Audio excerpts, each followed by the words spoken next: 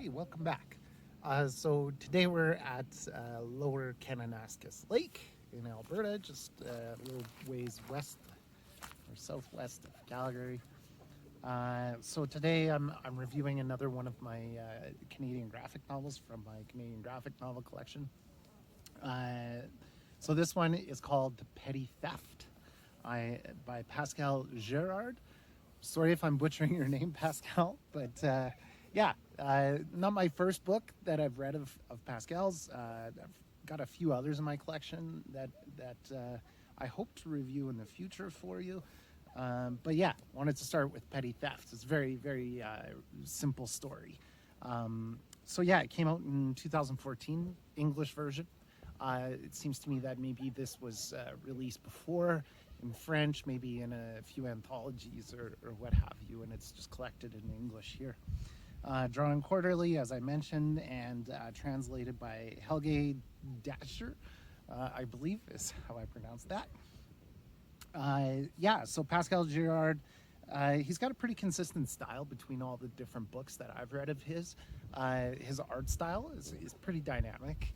A lot of really short, thin lines, which adds a lot to the texture, and really shaky lines. So he's giving himself a lot of texture, kind of in the way that I think maybe Joe Matt might do some of his art, and maybe some of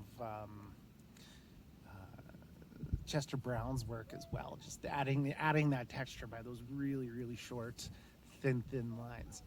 So yeah, the art's super consistent throughout the whole thing. It's seemingly autobiographical, and I get the sense that all of his books are autobiographical. But when I had some correspondence with him, he was like, "Well, are you sure that's really me in the book?" It's a consistent character across all three books, so I thought, yeah, for sure, this is about him.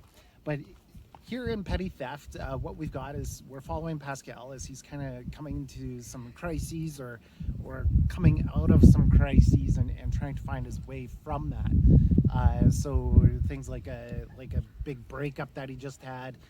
He suffered an injury and he can no longer run in this sort of preparation that he's doing for this marathon. He's turning 30.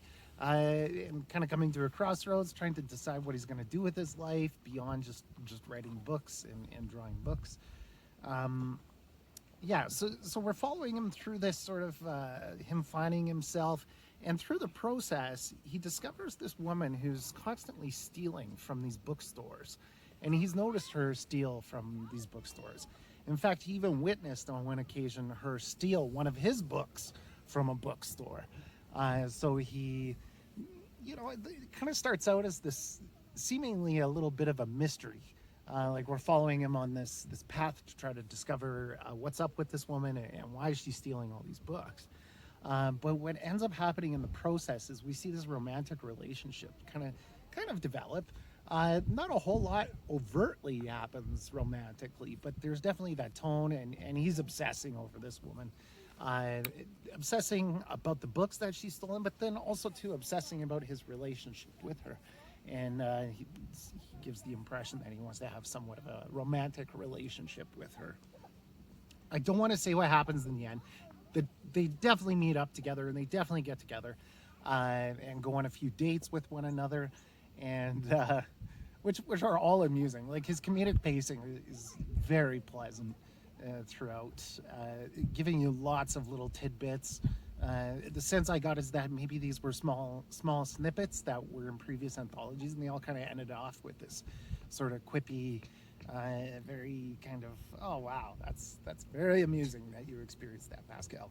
But yeah, I don't want to say what happens in the end, but they do develop that romantic relationship. It's kind of interesting because you can take this book at sort of the surface level that, yeah, you know what, this is just an interesting thing that has maybe happened to Pascal or maybe to a friend of his, and he's adapted it in his own life. But I wonder if he's trying to say a little bit, something a little bit more deep about relationships and the nature of relationships. And, they're actually lying to one another, her more so than him, obviously. But he's being being kind of secretive in his own right. Like, he doesn't reveal to her that he's engaging in this activity of investigating her theft and maybe klepto kind of personality. He does eventually tell her. But I think there's something deeper here, and it goes back to that piece about honesty and couples lying to each other about the books that they've read. And seemingly it actually works, and the relationship seems to be going somewhat of a predictable direction when they are lying to one another.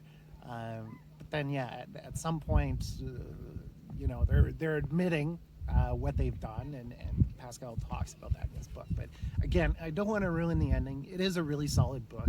I hope to review Reunion for you, because that's actually my favorite book of his. I know a lot of people are big fans of Bigfoot, but yeah, Reunion's such an interesting little book, and I actually went to my high school reunion around the same time that I read that book, so looking forward to review that for you. So yeah, just to close off today, if you like this video, click the like button, please subscribe to the channel, and if you see fit, maybe visit my coffee page and buy me a coffee there. It's only $3. But yeah, Petty Theft by Pascal Girard. Thanks.